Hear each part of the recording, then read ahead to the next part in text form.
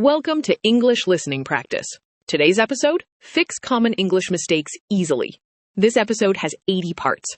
Listen carefully and enjoy. Welcome to the podcast. Have you ever said the wrong word and felt your face turn red? It is a very common feeling. We open our mouths to speak, and the wrong sound comes out.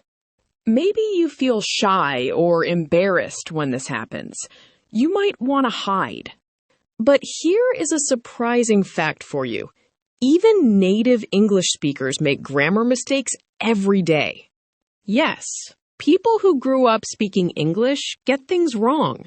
They mix up words or use the wrong verb tense. Mistakes are just a normal part of talking. They happen because our brains are working fast. When you speak English, you are doing something difficult. You are translating thoughts into a new language. Making a mistake actually means something wonderful. It means you are brave enough to speak. You are trying, and you are using your voice. That is always the most important step. Today, let's look at some very typical errors. We will learn how to spot them and fix them. So, what exactly is a common mistake in language learning? It is simply a tiny error that many learners make. Millions of people do the exact same thing. These errors happen for a very logical reason. Our brains naturally try to use the rules of our first language. Your mind wants to help you. It takes a rule you already know and tries to use it in English.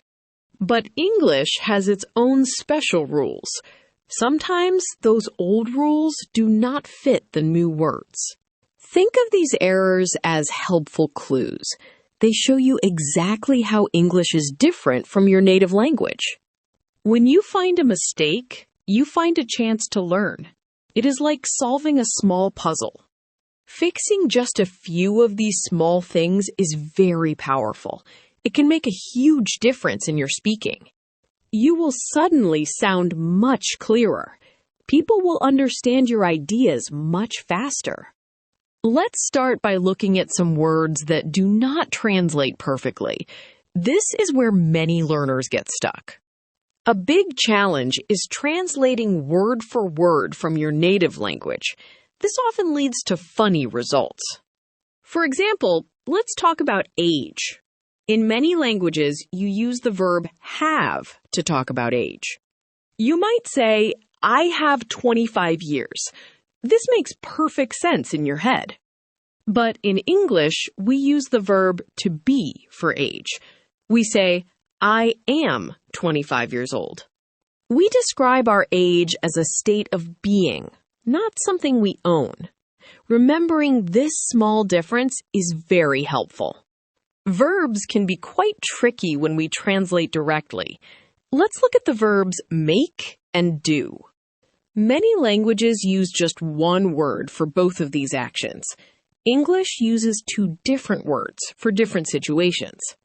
We make a cake, but we do our homework.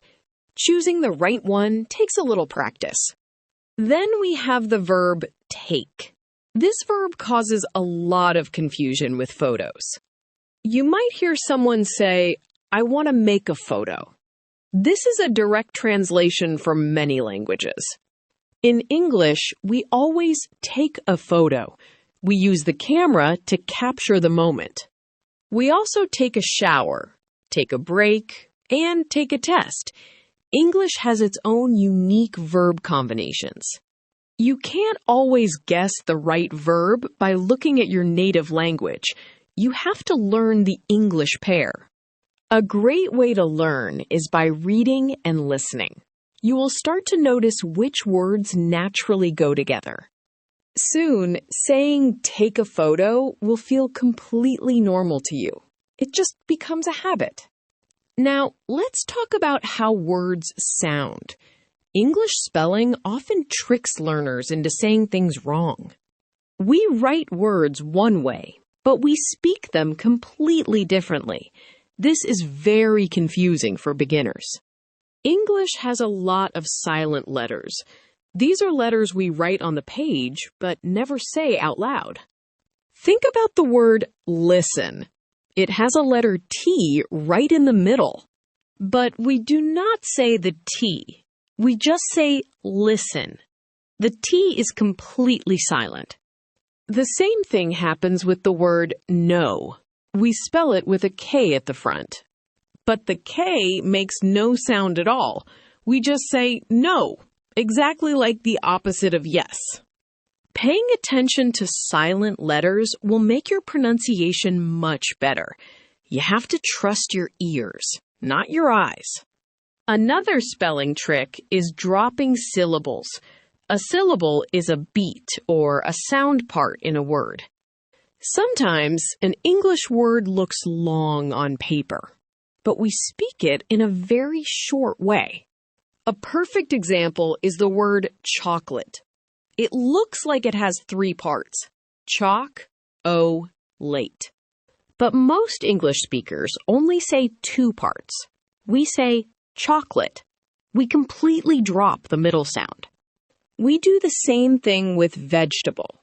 It looks like 4 parts: veg, e, ta, blah. Instead, we say vegetable. We push the sounds together to make the word shorter. Listening to native speakers is the best way to catch these dropped sounds. Your speaking will sound much more natural. Let's see how these little errors appear in everyday life. Imagine you are visiting a new city. You go into a restaurant to eat. You feel hungry, and you want to order a coffee and a sandwich. You might look at the waiter and say, "I want a coffee." This sentence is grammatically correct. But in English, "I want" sounds a little bit rude or bossy. It sounds like a child asking for a toy. A better choice is to say, "I would like a coffee, please." This is much more polite. "I would like" is the perfect phrase for ordering food. It makes the waiter feel respected. After your meal, you decide to go shopping. You see a beautiful shirt in a store window. You want to know the price, so you ask the shop assistant. You might say, "How much it is?" This is a very common question format error. In English questions, we usually have to change the word order. We put the verb before the subject. So the correct question is, how much is it? It is a tiny change, but it makes the sentence sound right. Practice swapping those 2 little words. But here is a very important thing to remember in these situations. The waiter and the shop assistant are just people. They care much more about understanding you than hearing perfect grammar. They want to help you get your food or buy your shirt. If you say how much it is, the assistant will still tell you the price. The communication was still successful. Your goal in the real world is connection, not perfection. Perfect grammar is just a bonus. So, what should you do when you realize you just made an error? First, just smile. A smile shows that you are relaxed and friendly. It makes the conversation feel easy and light. If you know the right word, simply correct yourself and keep talking. It is no big deal at all. You can learn a few simple phrases to help you. For example, you can say, "Sorry, let me say that again." This phrase buys you a little bit of time. It gives your brain a second to find the right English words. The person listening to you will wait patiently. They know you are speaking a second language, and they respect that. Always focus on getting your message across. If the other person smiles and answers your question, you won. Successful communication is the real goal. Every conversation is a chance to practice and grow. Let's quickly review the main ideas from today's episode. We covered some very useful points. Remember to watch out for direct translations. We say, "I am 25 years old," not "I have 25 years." We also learned that English verbs have their own special partners. You always take a photo. You never make one. Keep an eye out for tricky pronunciation and silent letters. Words like listen and chocolate can surprise you. Trust your ears more than your eyes when learning new vocabulary. Listen closely to how words are actually spoken. Finally, keep a positive mind about your errors. They are just helpful clues, showing you how English works. Every mistake you make is a step toward fluency. Keep speaking, keep practicing, and I will see you next time. And that's the end of today's episode. Fix common English mistakes easily. I hope you learned something new and enjoyed listening. Keep practicing every day. Your English is getting better and better. Follow this channel for more English listening practice. See you next time.